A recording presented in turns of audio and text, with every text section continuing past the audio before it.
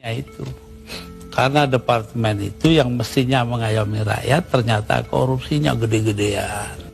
Sampai hari ini.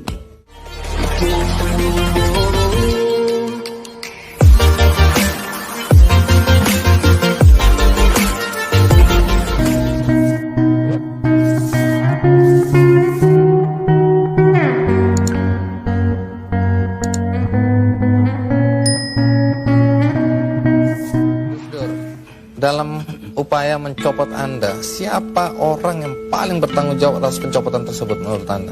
Dua. Siapa? Amin Rais dan Megawati. Mengapa? Hah? Tanya sana dong, gue tanya. Pak Harto itu orang pinter loh. Jasanya bagi bangsa ini besar sekali walaupun dosanya juga besar. Nah, satu pemandangan yang kurang elok, Gus. Anda keluar memakai celana pendek dan kaos oblong. Banyak orang bilang itu tidak pantas sebagai presiden Anda tampil seperti itu. Mengapa Loh, Anda tampil seperti itu? Lah ya itu supaya saya nggak dianggap presiden. Saya di dunia ini yang pantas pemimpin Indonesia ya, yang pantas jadi musuh saya cuma satu, Mas. Siapa itu? Pak Harto. Jadi, Gus Dur, tadi itu ringkasan dari peristiwa detik-detik terakhir Anda mengundurkan diri atau mundur atau dimundurkan. Nah, apakah sampai sekarang Anda dilengserkan? Apakah Anda masih tetap sampai saat ini tidak menerima dan menganggap itu tidak sah? Oh, nggak benar, nggak sah emang. Itu proyek politik dari MPR. Karena itu Amin Rais tidak merasa perlu memberitahu saya. Iya, tapi begini Gus, setelah Anda merasa itu tidak sah, tapi toh kenyataannya Gus Dur digantikan oleh Megawati, kemudian sekarang kita punya presiden namanya SBY, semua berjalan normal saja. Lalu apa negatifnya bagi bangsa dengan pencopotan Anda tadi? Bukan soal bangsa, ini soal hukum. Saya dilengserkan secara politis. Secara hukum belum pernah dibuktikan saya bersalah. Yang bersalah bahkan pansusnya DPR yang dipimpin oleh sekarang Menteri Sosial Bakhtiar Hamzah. Yaitu menurut undang-undang pansus-pansus itu harus tutup pintu supaya nggak didengar orang dari luar. Tapi oleh Bakhtiar Hamzah dibuka 10 cm, di situ berjejer-jejer lah tipnya wartawan. Nah kan, waduh semua yang ada dalam sidang diketahui dunia luar. Itu pula yang membuat saya, oh ya kalau gitu mereka maksudnya melengsarkan saya dengan segala cara. Hukum nggak hukum. Tapi sesudah itu apa upaya yang Anda lakukan? Nggak ada. Sebab penakut bangsa ini. Kenapa Anda bilang penakut? Bangsa ini penakut karena tidak mau bertindak kepada yang bersalah. Akhirnya nggak ada yang ditindak toh. Tapi sekian tahun sudah berlalu Gus. Untuk apa rasa penasaran, perasaan? Loh, saya nggak pernah itu terserah bangsa Indonesia. Saya itu memaafkan semua sampai istri saya marah kepada saya karena saya pergi ke rumah Megawati. Tapi kenapa Anda lalu ke Megawati kalau memang Anda marah dan kecewa? Saya nggak marah, yang mestinya marah itu bangsa ini. Mereka diem aja lah, kenapa saya jadi ribut? Saya nggak mau ribut. Baik, Gus Dur. Tapi disuruh memandang itu benar nggak bisa dong. Orang kan ada batasnya. Antara benar dan salah. Jadi yang benar dalam hal ini istri saya.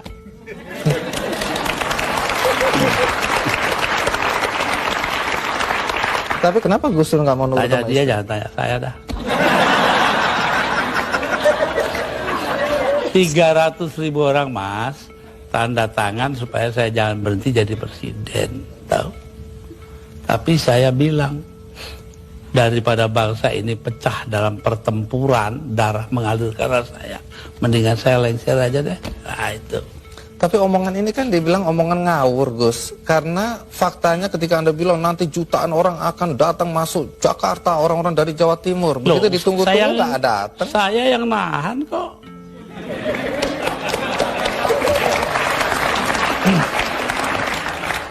Jadi kalau nggak ditahan sama Gus Dur, datanglah beneran itu ya? Bukan begitu, artinya tetap saja kebenaran kita pertahankan, tapi sikap kita itu jangan sampai bangsa ini perang saudara. Dan itu pengorbanan Anda?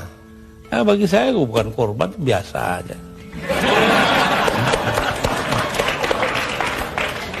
Nah, satu pemandangan yang kurang elok, Gus. Anda keluar memakai celana pendek dan kaos oblong. Banyak orang bilang itu tidak pantas sebagai presiden Anda tampil seperti itu. Mengapa Anda tampil seperti itu? Lah ya itu supaya saya nggak dianggap presiden. Terus manfaatnya apa dengan dianggap tidak sebagai presiden? Loh, orang dingin hatinya, nggak jadi marah. Tapi Gus Dur, dalam upaya mencopot Anda, siapa orang yang paling bertanggung jawab atas pencopotan tersebut menurut Anda? 2. Siapa? Amin Rais dan Megawati. Mengapa? Hah? Tanya sana dong, gue tanya. Nah, kalau memang Megawati dan Amin Rais dianggap orang yang paling bertanggung jawab atas pencopotan Anda, apakah Anda dendam sama mereka? Nah, ngapain dendam Mama Amin? Artinya Gus Dur sudah melupakan itu, sudah memaafkan. Maafkan, lupa sih enggak. Nah, pernahkah setelah peristiwa ini, apakah itu Megawati atau Amin Rais datang ke Anda untuk meminta maaf? Enggak ada. Mereka merasa dirinya benar, ya sudah. Besok-besok akan terbukti oleh bangsa ini sendiri kok. Pernyataan ini agak bertentangan dengan kenyataan bahwa kelihatannya Gus Dur sama Pak Amin Rais sama Ibu Megawati akur-akur aja, rukun-rukun aja. Saya di dunia ini yang pantas pemimpin Indonesia ya, yang pantas jadi musuh saya cuma satu, Mas. Siapa itu? Pak Harto. Artinya tapi apa itu pun saya hari raya masih ke sana. Masih jadi teman baik saya. Artinya apa itu? Artinya saya nggak punya musuh dong di Indonesia.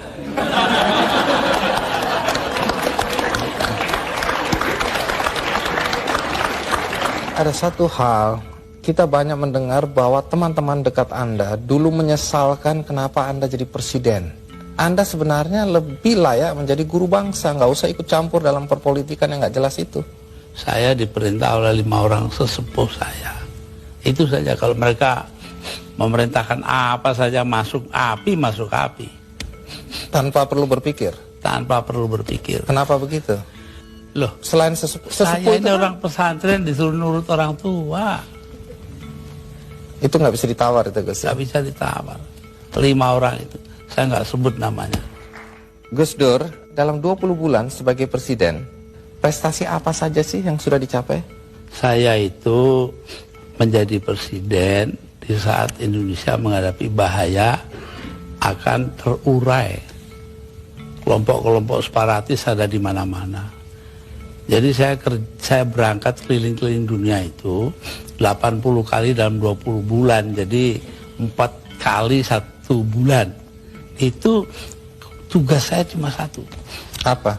Yaitu membuat supaya integritas wilayah Indonesia ini tetap. Itu aja, nggak ada pikiran lain kok saya. Tapi ada yang menuduh. Dan ternyata berhasil toh. Kita tetap satu negara hari ini. Jadi Gus Dur merasa itu karena jasa Gus Dur? Bukan, artinya tugas saya begitu. Perkara saya berjasa itu adalah soal kedua. Tapi ada yang menuduh bahwa Gus Dur ini sebenarnya menggunakan aji mumpung.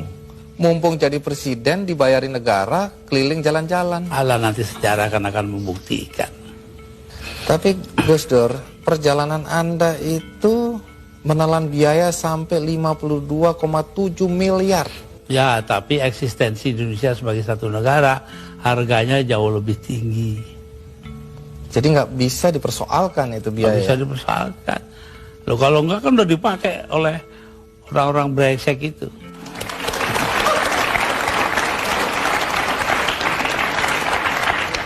Salah satu yang masih menjadi perdebatan sampai sekarang adalah ketika Gus Dur membubarkan Departemen Sosial dan Departemen Penerangan. Kalau Departemen Sosial dulu, apa alasan persisnya? Sementara banyak orang terlantar yang harus diayomi oleh departemen itu. Persisnya itu. Karena departemen itu yang mestinya mengayomi rakyat, ternyata korupsinya gede-gedean. Sampai hari ini. Kalau membunuh tikus kan tidak perlu membakar lumbungnya. Oh memang. Kenapa Anda bakar lumbungnya? Bukan. Karena tikusnya sudah menguasai lumbung.